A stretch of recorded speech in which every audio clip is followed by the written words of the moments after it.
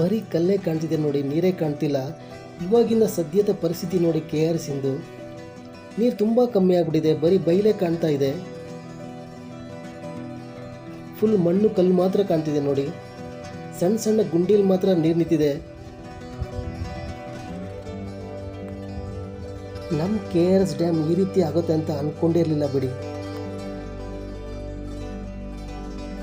ನೀರು ಖಾಲಿಯಾಗಿರೋ ಜಾಗದಲ್ಲೆಲ್ಲ ಹಸಿರು ಚಿಗುರ್ತಾ ಇದೆ. ಇನ್ನೂ 4 ದಿವಸ ಅದು ಒಣಗೋಗ್ಬಿಡುತ್ತೆ. ಈ ಬಿಸಿಲಿಗೆ ಆ ಹಸಿವನ್ನು ತಡೆಯಲ್ಲ. ಬರೀ 89 ಅಡಿ ಮಾತ್ರ ನೀರಿದೆ. ಇನ್ನೂ 3 ತಿಂಗಳು ನೀರು ಬೇಕಾಗತ್ತೆ. ಮಾರ್ಚ್, ಏಪ್ರಿಲ್ ಮತ್ತು ಮೇ ತಿಂಗಳಲ್ಲಿ ನೀರು ಬೇಕಾಗತ್ತೆ. TMCಯಲ್ಲಿ ಹೇಳೋದಾದರೆ 16 TMC ಮಾತ್ರ ನೀರಿದೆ ಇಲ್ಲಿ. 5 TMC ನೀರನ್ನು ಡೆಡ್ ಸ್ಟೋರೇಜ್ ಅಂತಾರೆ. ಅದು ಡೋರ್ ಮುಖಾಂತರ ನಾಲೆಗೆ ಹೊರಗಡೆ ಬರೋಲ್ಲ. ಅದು ಕುಡಿಯೋಕ್ಕೂ ಯೋಗ್ಯವಾಗಿರಲ್ಲ ಅಂತ ಹೇಳ್ತಾರೆ. ಶೂವಿನ ಗುರ್ತೇ ಕಾಣ್ತಿಲ್ಲ ನೋಡಿ, ನೆಲ ಅಷ್ಟು ಡ್ರೈ ಆಗಿದೆ ಬಿಸಿಲಿಗೆ.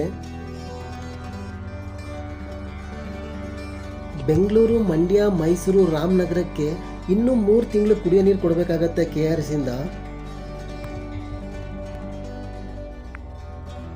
ಪಕ್ಷಿಗಳ ಸಂಖ್ಯೆನೇ ಕಮ್ಮಿ ಇದ್ದಾವೆ. ಬರೀ 4 ಬಾತುಕೋಳಿ ಆಟ ಆಡ್ತಿದ್ದಾವೆ ನೋಡಿ. ಎಂಥ ಪರಿಸ್ಥಿತಿ ಬಂದಿದೆ ನೋಡಿ. ನೀರಿರೋ ಡ್ಯಾಮಲ್ಲಿ ಜೇಡ ಬಲೆ ಕಟ್ಟಿದೆ. ಚಾನಲಲ್ಲೂ ನೀರು ಬಿಟ್ಟಿದ್ದಾರೆ ಬೆಳೆಗಳಿಗೆ.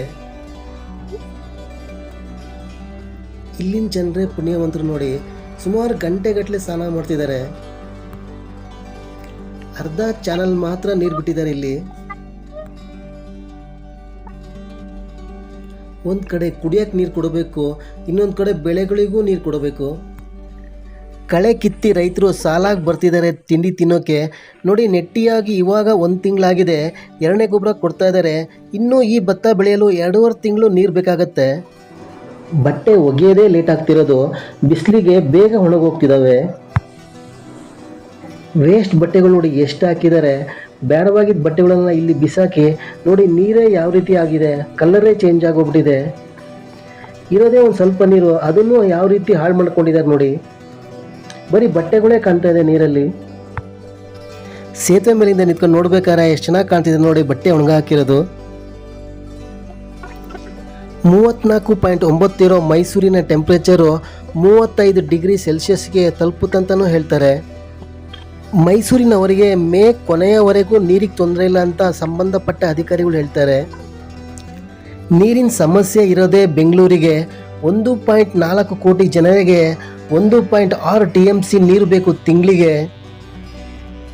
ಕೋವಿಡ್ ಬಂದ ಮೇಲೆ ವರ್ಕ್ ಫ್ರಮ್ ಹೋಮ್ ಅಂತ ಮಾಡಿದ್ರು. ಇನ್ಮೇಲೆ ವಾಟರ್ ಕ್ರೈಸಿಸ್ ಬರುತ್ತೆ. ವರ್ಕ್ ಫ್ರಮ್ ವಿಲೇಜ್ ಅಂತ ಮಾಡಿದ್ರೂ ತಪ್ಪಾಗಕ್ಕಿಲ್ಲ.